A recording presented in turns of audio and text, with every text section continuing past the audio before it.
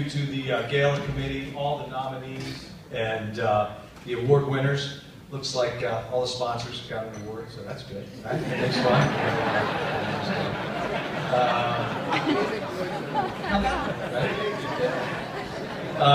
Look, they asked me to be brief, and if there's one thing I learned from my father, it's how to be brief when you're at a podium, right? If it were up to him, he would say, Scott, I love you like a son. Here's your prize. That would be it. I was lucky enough 12 years ago to get to stand up here and present this award to my father. Really the mentor to Scott.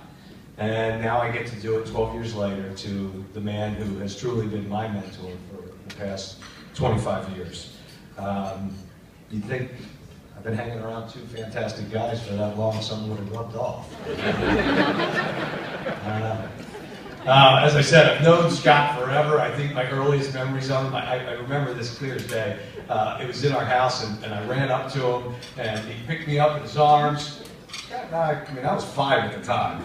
He's not a big guy right now. He smashes me right into the ceiling, blood gushing everywhere. Now, we learned a little about clear height that day, okay? It's an important thing. But I've known him my whole life, worked with him for the past 25 years. For all of you that know him, the first thing that strikes you about Scott is he's so freaking smart. I mean, come on. I think a high school buddy of his said, look, I'm applying to Cornell, and I think you ought to do so as well. Well, Scott didn't really even know what Cornell was, where Cornell was, or what it had to offer. He was a little surprised that first winter when he found out where it was, right?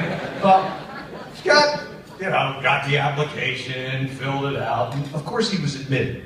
Now, for any of you that are going through the college application process right now, or have been through that college application process, can you imagine your kid going up to you and saying, I'm just going to whip out the old Ivy League application, fill it out? No problema.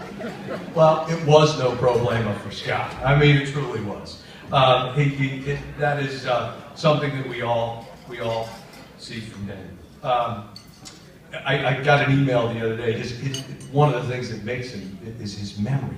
I was reminded of this by Pike. He knows everything about our company. He's been working there since 1972, and probably some summers before that. He remembers everything. He's constantly testing me. I think he's just doing it to tick me off. We had a discussion the other day. He said, well, the leasing brochure is wrong. It says it's a 30-foot bay and a 30-foot bay and a 27 and a 28. They're 27.5-foot bays. They're not. I said, Scott, it's 27 and 28. That's up to the same thing. He's like, it's not right. And the CAD department saying, we did this, it's right. And the leasing department saying, it's correct. Of course, we pulled out the plans from 1982, and he remembered the layout. It's 27.5 and 27.5. It's unbelievably spectacular. And that's the first thing that's the first thing I think we're all struck by. And anyway, back to the Cornell thing. He went to Cornell. He started in engineering. He's got that beautiful mind. But he ended up with a psychology degree. And I think Scott would tell you that understanding humans, us out here, understanding how we interact with each other, understanding situations, that's really probably his most effective tool. He really gets that. And where that really showed itself to me is back on an October night in 1997. We were up in New York. We were putting the finishing touches on our deal with Rothschild Realty, now called Almanac. If any of you are looking for money, don't look for Rothschild Realty, look for Almanac. You'll find that in the yellow pages. They're there.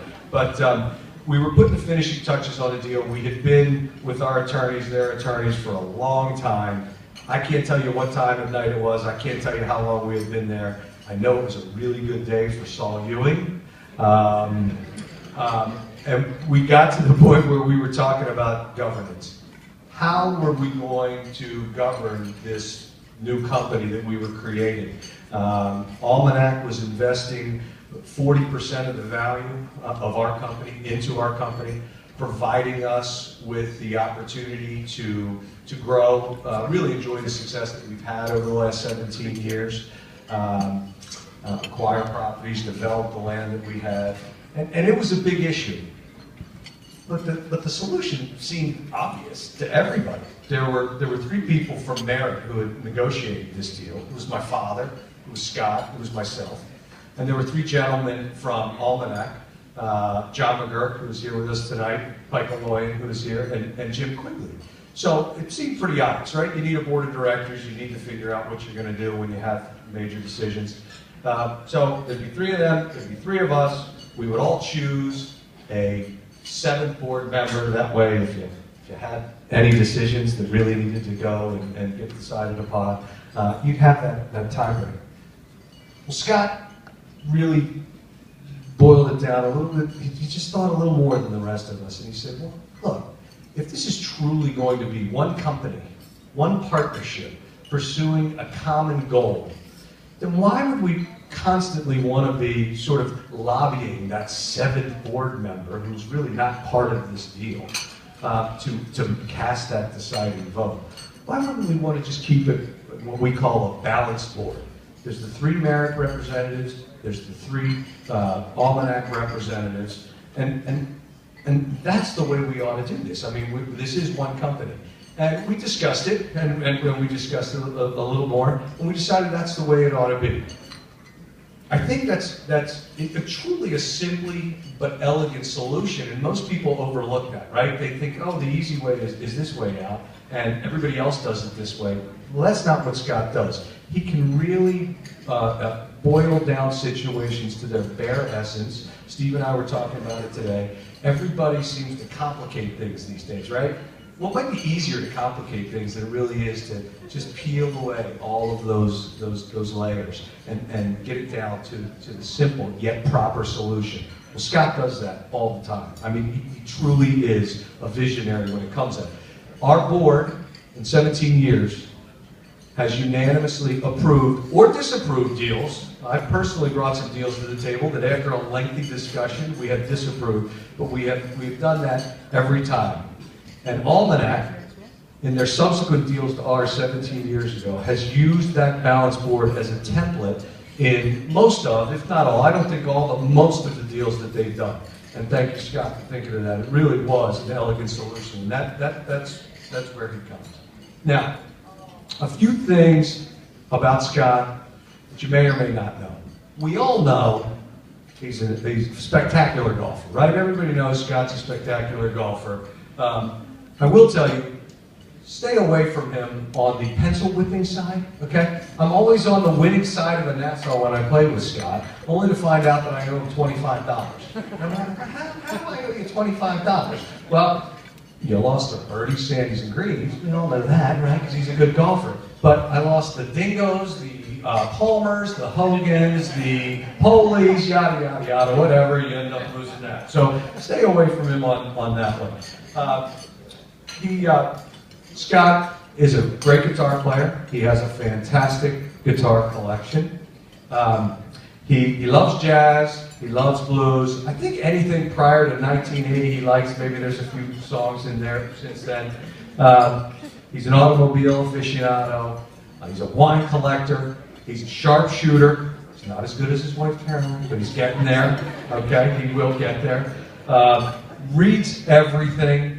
In fact, Howard Perlow told me the other night that he and Scott have lengthy discussions about title issues. And Scott knows that stuff. Really, Scott? Really? I mean, title stuff? Come on. But he loves musicals. He either loves or hates politics. I'm not sure which, but he's very involved in politics. He's a mischief maker, and he's a practical joker. As I said, he usually is the smartest guy in the room, but he's not the jerk to let you know it. But he almost always is the funniest guy in the room, I gotta tell you. So, I think the Dos Equis guy, he calls Scott Dad. Right?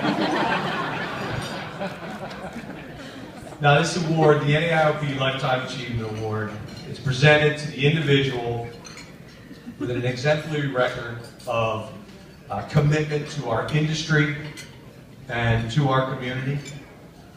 Scott's service to the NAIOP board in the past, national forums, his service on local charitable and business organizations, it really speaks for itself.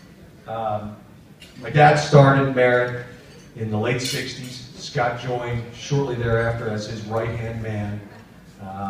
Been with us for over 40 years. Perhaps Dad set the tone.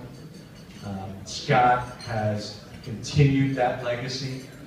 He led us through some very, very difficult times in the early 90s. He continues to lead us with integrity, with honor, with focus, and with hard work. I am truly, truly, truly proud to call him one of my best friends. And I'm proud to present the NAIOP Lifetime Achievement Award